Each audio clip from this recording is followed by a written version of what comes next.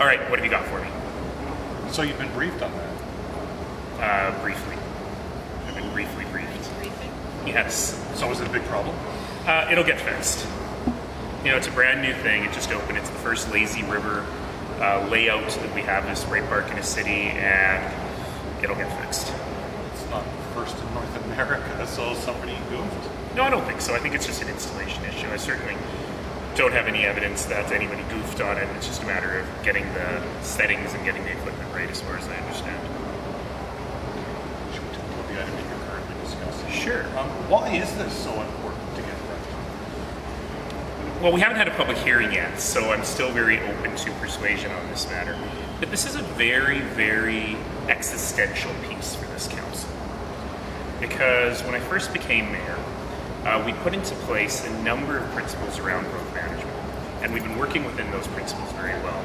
And they largely mean that we try to restrict the growth happening all over the city to certain growth nodes in areas where we can provide transit, where we can ensure that fire service is adequate, where we can ensure that our roads and water and wastewater networks make sense. And this system, in my opinion, has worked very well over the last several years in really helping us make sure that we're not building neighborhoods where you have, for example, a fire hall where the average cost per call is in thousands of dollars because they just sit around and wait for a call because they can only service this one small geographic area. Or where you don't have transit that is running completely empty or no transit at all because we just can't afford to bring transit into those new neighborhoods. Or in the case of a neighborhood like Evanston in north central Calgary, where you don't build a giant neighborhood without an adequate road infrastructure. So it's been working very, very well. This particular application breaks that mold. It is in an area that administration does not recommend future growth, that will have long emergency response times, longer than the policy allows, which means that, sure, you can have a sprinkler and avoid fire. What happens if you have a heart attack? What happens if you are the pizza delivery guy or gal going to that neighborhood and you get in a car accident? You didn't sign up for that. And so we really have to figure out whether we are willing to allow development to happen that is outside of where we think it should go, that is not properly serviced by infrastructure, and in particular, that is not serviced by emergency response. The other challenge here is that building another neighborhood in southeast Calgary where there are plenty of neighborhoods under construction means that it won't attract one new person to Calgary. It won't attract one new business starting in Calgary. The people who live there will have bought there instead of buying in Cranston or Mahoney, say, which means that you're spreading your tax base out over a larger area, and you're incurring about $7 million in operational costs in that neighborhood per year. So that's an additional cost. It's equivalent to a 0.5 percentage point increase in taxes on everyone in the city. And so council really has to say, there's a long list of reasons why you would be questioning whether to do this, and the only reason to do it is because the developer wants to do it. And so council has to really determine, is the developer really wants to do it a good enough answer to take on all these other operational risks. And like I say, there hasn't been a public hearing yet, so I will listen to the developer, and maybe there are better reasons, but reading it on paper, I come up with a lot of reasons not to do it and very few reasons to do it. It appears at this point there is appetite from councils to move ahead. Why do you, like, is that just a matter of they want to develop, or why is it?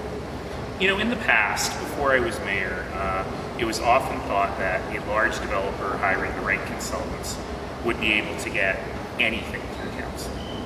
And it is in fact the case that in the 7 years I've been here, I can probably count on one hand the number of times a large developer was denied something at council.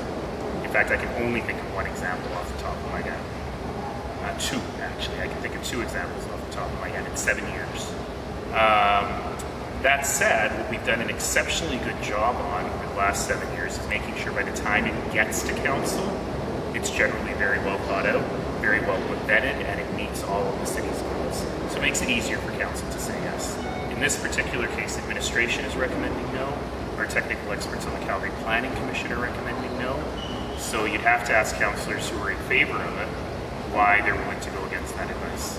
But aren't the levies that you're charging, won't they cover some of the costs? Yes, this is the one thing that makes this better than before. Prior to 2014, the levies that we were charging developers were not covering the full cost of growth, thereby ensuring a neighborhood like this would lead to significant debt for the city. In this case, we probably will be able to recover a large amount, though maybe not all because of some vagaries in this particular neighborhood. We will be able to recover a large amount of the capital costs through the levy, but we will not cover any of the operating costs, which is $7.5 million a year, every year at build-out. Given the supply of housing that's out there, like you said, nearby communities, even in the southeast, if this were approved, it just this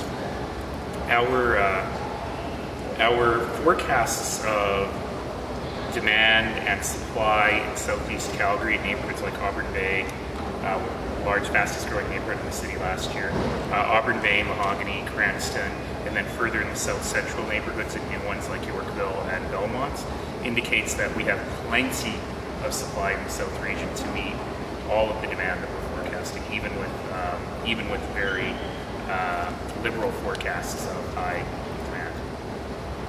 So meeting you had last night, you had some big brass from the Flames. Did we? Did you finish that in-camera session with those people, or now is the in-camera just with you guys? You know, I can't actually talk about what happens in Cameron. But is it just, are you having invited guests? Because that's why you said that you needed to have it at 15. And the person was on holidays. I so wish I could talk about things that happen in camera, and I can't because that would be illegal. Just talk about the tower that was rezoning. Sure. I guess you think this is the main addition. You know, this is a big project. It will be certainly one of the tallest, in fact, I think by far the tallest building north of the Bow River in Calgary. It'll be one of the tallest apartment buildings in the whole city. And so we have to be very thoughtful about this. But it's super close to two post-secondary institutions. It is right next to an LRT station. It is right on the intersection of two major highways. So if you're going to build really high-density stuff outside of the downtown core, I can't imagine a better place to build than this. And does the relaxation of parking?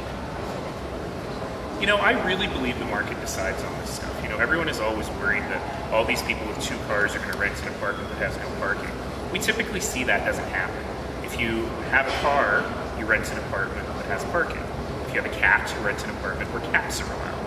If you have no car and no cat, you can rent something different. And what we've really seen with the N3 development, which has zero parking, is that there really is a very good market for people who live a different lifestyle than most of us, or some of us, are used to. So, you know, one of the community members said, well, kids from rural Alberta need their truck to go home and visit their parents. Fair point. They probably won't want to rent here. Just on a slightly different topic, it seems on the surface that the IOC and LA is some pretty good agreements for the Olympics. How does that kind of pan out for Calgary to look for Calgary that the IOC is willing to negotiate something like this?